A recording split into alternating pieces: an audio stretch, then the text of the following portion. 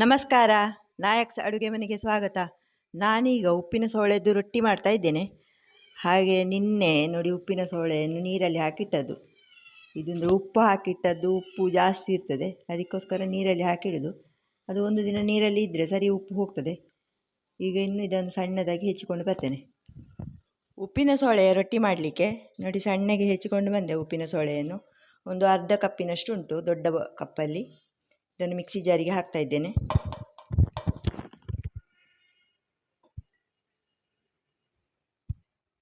ನೀರಲ್ಲಿ ಹಾಕಿದ ಕಾರಣ ಉಪ್ಪೆಲ್ಲ ಹೋಗಿ ಒಳ್ಳೆದು ಚಪ್ಪೆ ಆಗಿದೆ ಸೋಳೆ.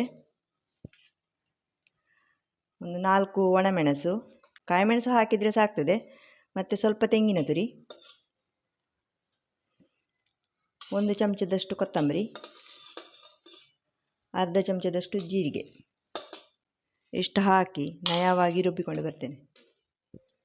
ರುಬ್ಬುವಾಗ ಸ್ವಲ್ಪ ನೀರು ಹಾಕುವ, ಇಲ್ಲದಿದ್ದರೆ ಸೋಳೆ ಒಣಗಲುಂಟು. ಗಟ್ಟಿ ರುಬ್ಬಬೇಕು ಮಾತ್ರ. ನೋಡಿ ನಯವಾಗಿ ರುಬ್ಬಿಕೊಂಡು ಬಂದೆ. ನೋಡಿ ಗಟ್ಟಿ ಉಂಟು ಹಿಟ್ಟು. ಇನ್ನೊಂದು ಪಾತ್ರೆಗೆ ಹಾಕ್ತಾ ಇದ್ದೇನೆ. ನೋಡಿ ಈ ಹಿಟ್ಟಿಗೆ ಈಗ ಒಂದು ಅರ್ಧ ಕಪ್ಪಿನಷ್ಟು ಅಕ್ಕಿ ಹಿಟ್ಟು ಹಾಕ್ತಾ ಇದ್ದೇನೆ. ಕಟ್ ಮಾಡಿದ ಕರಿಬೇವಿನ ಎಲೆ ಮತ್ತು ಸ್ವಲ್ಪ ಈರುಳ್ಳಿ ಒಟ್ಟಿಗೆ ಹಾಕಿ ಮಿಕ್ಸ್ ಮಾಡುವ.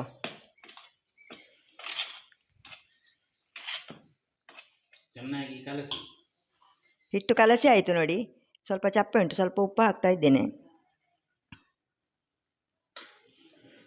ಇನ್ನು ಒಟ್ಟಿಗೆ ಮಿಕ್ಸ್ ಮಾಡುವ. ನೋಡಿ ಹಿಟ್ಟು ನೋಡಿ ಈ ಹದಕ್ಕೆ ಬರಬೇಕು, ಗಟ್ಟಿಯಾಗಬೇಕು.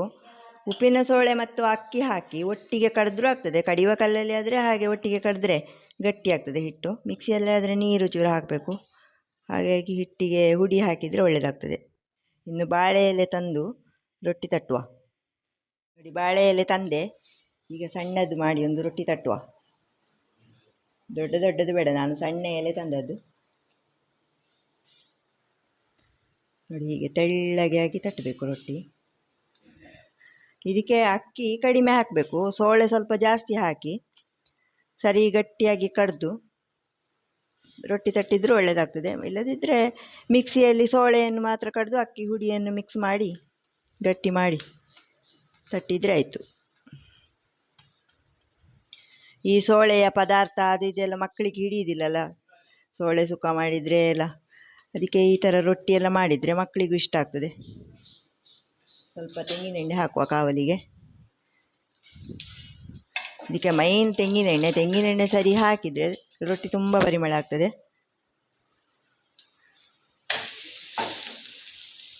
ರೊಟ್ಟಿಯನ್ನು ಹಾಕಿದೆ, ಸ್ವಲ್ಪ ಕಾಯಲಿ, ಆಮೇಲೆ ಮುಚ್ಚಳ ತೆಗಿತೇನೆ.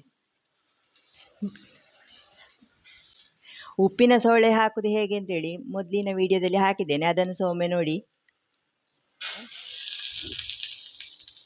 ನೋಡಿ ಬಾಳೆ ಎಲೆಯನ್ನು ತೆಗೆಯುವ.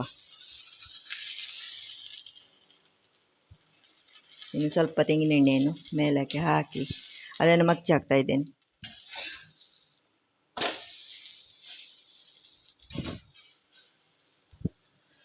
ಪರಿಮಳ ಬರ್ತಾ ಉಂಟು ರೊಟ್ಟಿ ಕಾವಲಿಯಲ್ಲಿ ಕಾಯುವಾಗಲೇ.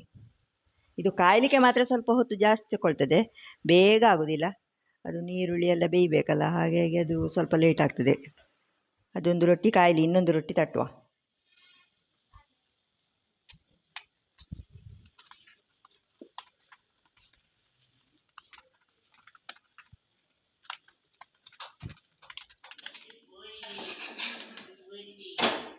ನೋಡಿ ಒಂದು ಸೈಡ್ ಕಾದಿದೆ. ನೋಡಿ ಇಷ್ಟು ಕಾದರೆ ಸಾಕು. ಇನ್ನೊಂದು ಸೈಡ್ ಸ್ವಲ್ಪ ಕಾಯಿಸಿ ತೆಗೆಯುವುದು. ನೋಡಿ ಸರಿಯಾಗಿ ಕಾದಿದೆ, ಇನ್ನು ತೆಗೆಯುವ. ಹಾಗೆ ಇನ್ನೊಂದು ರೊಟ್ಟಿ ಹಾಕ್ತಾ ಇದ್ದೇನೆ. ಸ್ವಲ್ಪ ತೆಂಗಿನೆಣ್ಣೆ ಹಾಕುವ.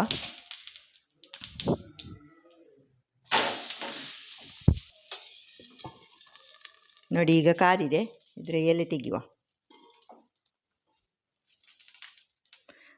ಬಾಳೆ ಎಲೆದ್ದೇ ಶೇಪ್ ಬಂದಿದೆ ರೊಟ್ಟಿಗೆ. ಪರಿಮಳ ಸಹ ಬಾಳೆ ಎಲೆದ್ದೇ ಬರ್ತದೆ, ಒಳ್ಳೆಯದಾಗ್ತದೆ ಅದು.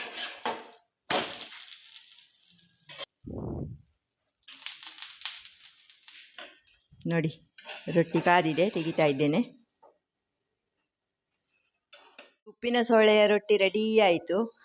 ವಾವ್, ಪರಿಮಳ ಬರ್ತಾ ಉಂಟು. ತಿನ್ನುವ ಅಂತಲೇ ಆಗ್ತಾ ಉಂಟು. ನೋಡುವ, ಒಂದು ತುಂಡು ತಿಂದು ನೋಡುವ ಹೇಗೆ ಆಗಿದೆ ಅಂತೇಳಿ.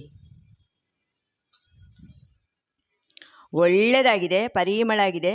ಬೇವು ಸೊಪ್ಪು ಮತ್ತು ನೀರುಳ್ಳಿ ಎಲ್ಲ ಹಾಕಿದ್ದು ಭಾರಿ ಒಳ್ಳೆಯದಾಗ್ತದೆ ತಿನ್ನಲಿಕ್ಕೆ. ಪದಾರ್ಥ ಯಾವುದು ಸಹ ಬೇಡ ಇದಕ್ಕೆ. ಪದಾರ್ಥ ಇಲ್ಲದಿದ್ದರೂ ರುಚಿ ಆಗ್ತದೆ ತಿನ್ನಲಿಕ್ಕೆ. ಕಾಫಿ ಒಂದು ಲೋಟ ಇದ್ದರೆ 2 ರೊಟ್ಟಿ ಹೋದದ್ದು ಗೊತ್ತೇ ಆಗಲಿಕ್ಕಿಲ್ಲ. ನೀವು ಕೂಡ ಇದೇ ಥರ ಉಪ್ಪಿನ ಸೊಳ್ಳೆದು ರೊಟ್ಟಿ ಮಾಡಿ ಮಕ್ಕಳಿಗೆ ಕೊಡಿ. ಆವಾಗ ಹೇಳ್ತಾರೆ ಇನ್ನೊಮ್ಮೆ ಮಾಡಮ್ಮ ಅಂತೇಳಿ. ಅಮ್ಮ, ರೊಟ್ಟಿ ತಿಂದ್ರಾ? ಹೇಗಾಗಿದೆ? ತಿಂದೆಮ್ಮ, ಭಾರಿ ಒಳ್ಳೆಯದಾಗಿದೆ. ನಾನು ಮುಂಚೆ ಹೀಗೇ ಮಾಡ್ತಿದ್ದೆ. ಮುಂಚೆ ಸಹ ಸೋಳೆಯನ್ನು ನೀರಿನಲ್ಲಿ ಹಾಕಿ ಇಟ್ಟರೆ ಅದು ಮುಂಚಿನ ದಿವಸ ಹಾಕಿಡುದು, ಮರು ದಿವಸ ಕಡ್ದು ಸ್ವಲ್ಪ ಅಕ್ಕಿ ಹಾಕಿ ಕಡ್ದು ಹಾಕಿ ಹೀಗೇ ಮಾಡ್ತಿದ್ದೆ. ಒಳ್ಳೆಯದಾಗಿದೆ ಇದು, ಭಾರಿ. ಉಪ್ಪು ಎಲ್ಲ ಫಸ್ಟ್ ಆಗಿದೆ. ಲೈಕ್ ಮಾಡಿ, ಶೇರ್ ಮಾಡಿ, ಕಮೆಂಟ್ಸ್ ಮೂಲಕ ಹೇಗೆ ಉಂಟು ಅಂತೇಳಿ ತಿಳಿಸಿ.